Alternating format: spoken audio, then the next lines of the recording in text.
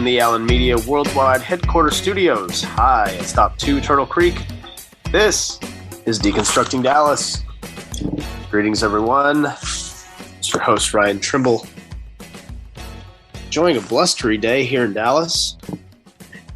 Joined once again by a man who just doesn't stop working.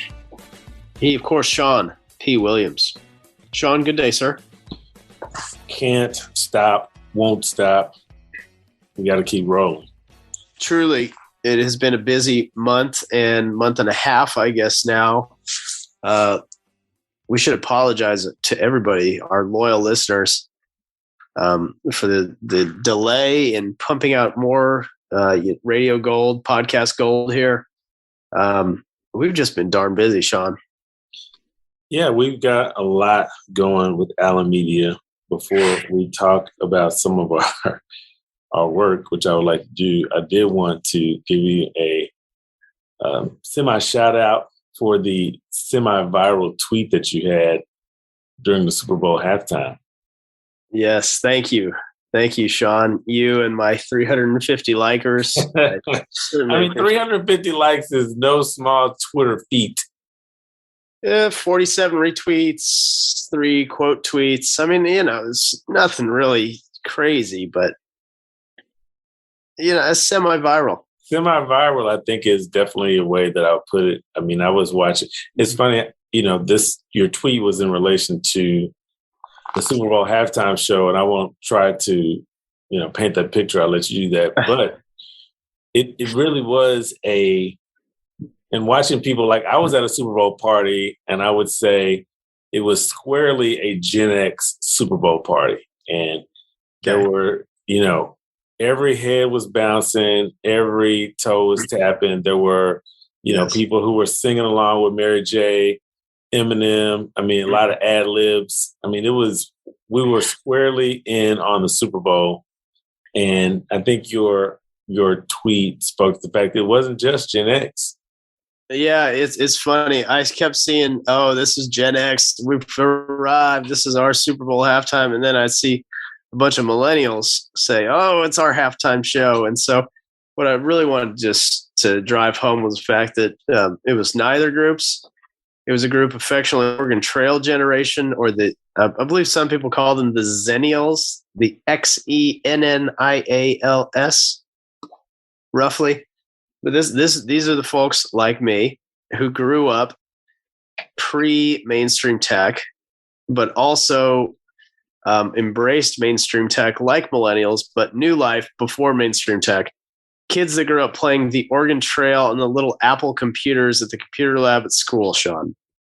The Oregon Trail generation. It's so funny because maybe 3 years ago, Isaiah got into Oregon Trail and he bought a little, tabletop Oregon Trail game that he played. And I was not familiar with dysentery or any of the things that you're trying to avoid on the trail until he introduced it. So fortunately he did, because as soon as I saw your tweet, I understood what was going on.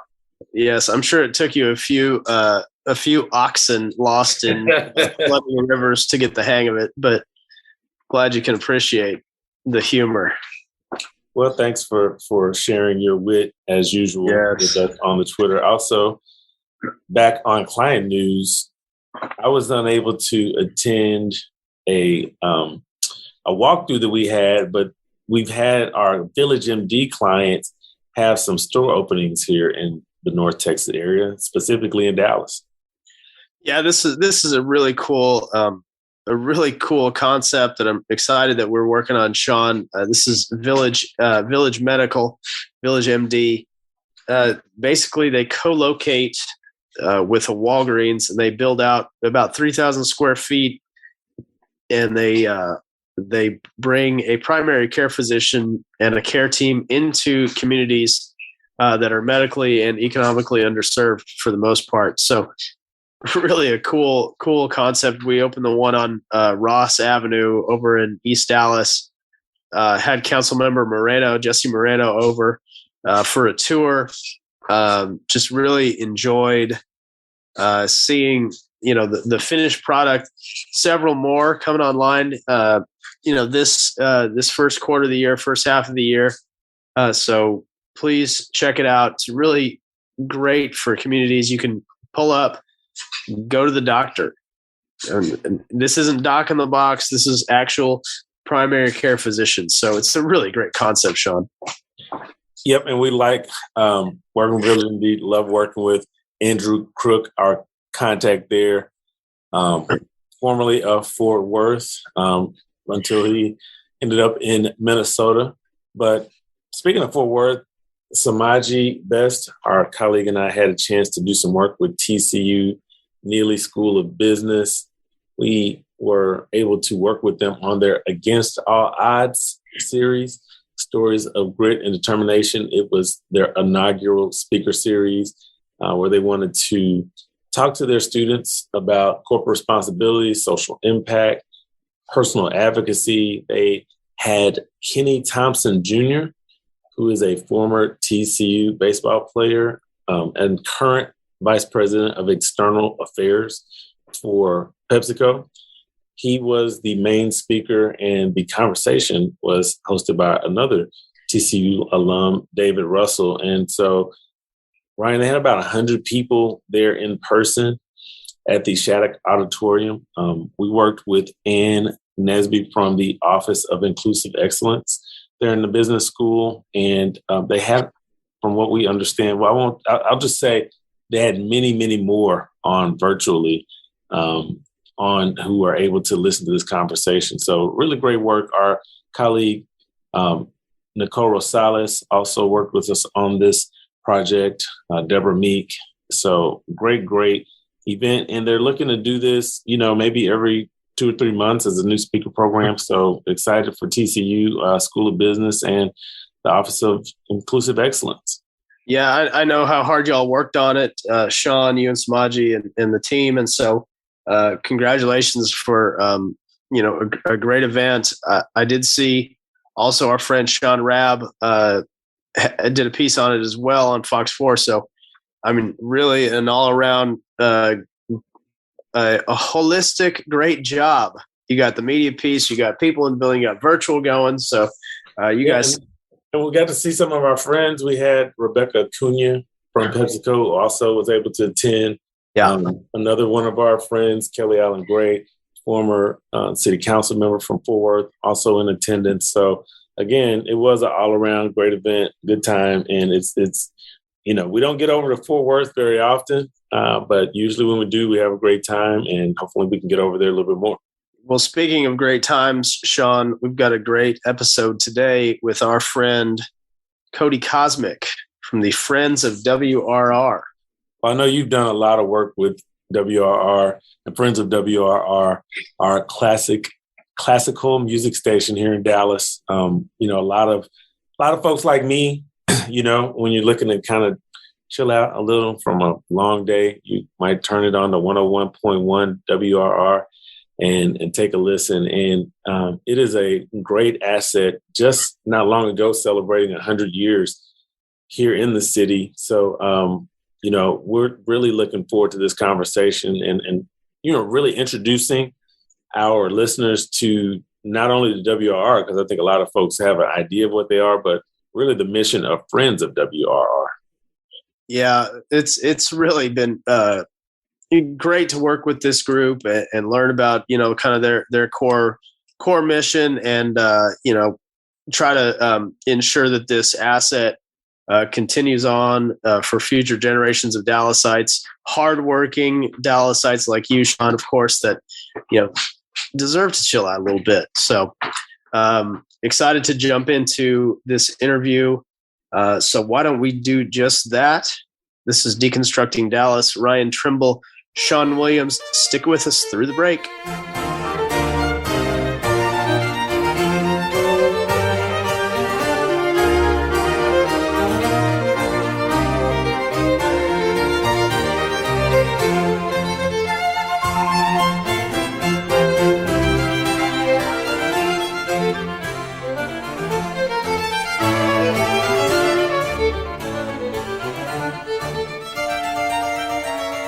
Welcome back, Deconstructing Dallas. Ryan Trimble, Shawn Williams.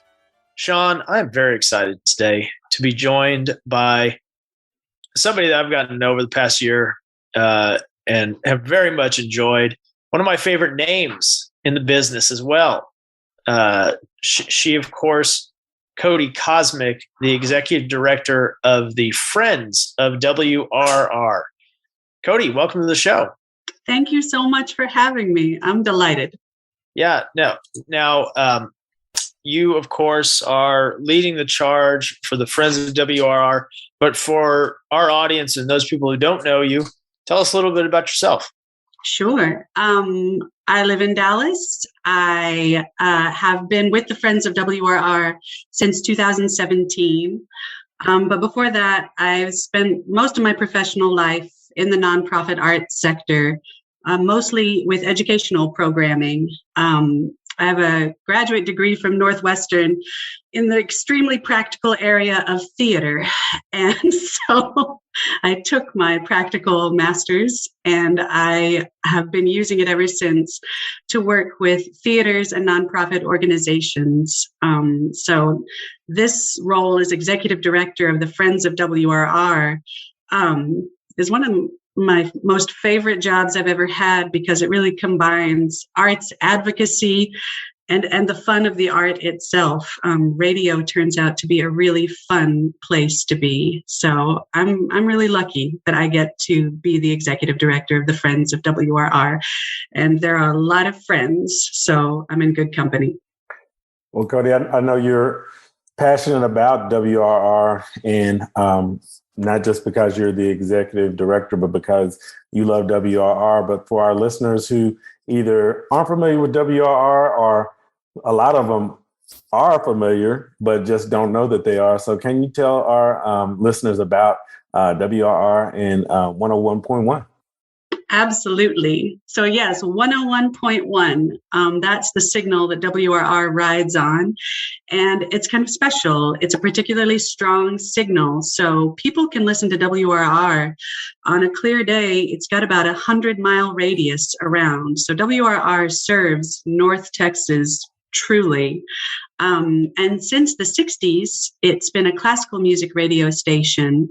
And that's sort of triple special for WRR because WRR operates as an independent voice of the arts. It brings a classical music form to people who, it's really hard to make it to an orchestral arrangement live. That's hard. There's a lot of people involved in an orchestra. So WRR takes all these incredible performances that are happening all across the world and performances that are happening right here in North Texas. And it focuses on getting that classical music to everyone within 100-mile radius. And then it elevates all the nonprofits that come to it with a message. And so it takes its mission very seriously of presenting arts, bringing arts, and then also supporting the arts. So I'm extremely proud to be a part of the community that supports WRR. Cody, that's right. We know you're proud because you are part of the Friends of WRR. This is the group, of course, that supports and boosts the station. It's a grassroots organization. Can you tell us a little bit more about what all you do as the Friends? Oh boy, sure. So we are a feisty and fun group for sure. Right now we number about 2,000 active members. To be a member, you just have supported the station at the $1 level or above. And the members of the Friends of WRR are pretty actively engaged in supporting the station. The main mission of the Friends of WRR is to keep the station independent, city-owned, and broadcasting classical music as one of those art forms that's one of the most difficult for people to have access to. So the Friends are really dedicated to those three prongs of their mission. We were started in the late 70s when the city sold the AM band of WRR, and there was some concern that the FM signal would be the next to get sold. So the Friends of WRR, Sis Carr, and Betty Mullins came together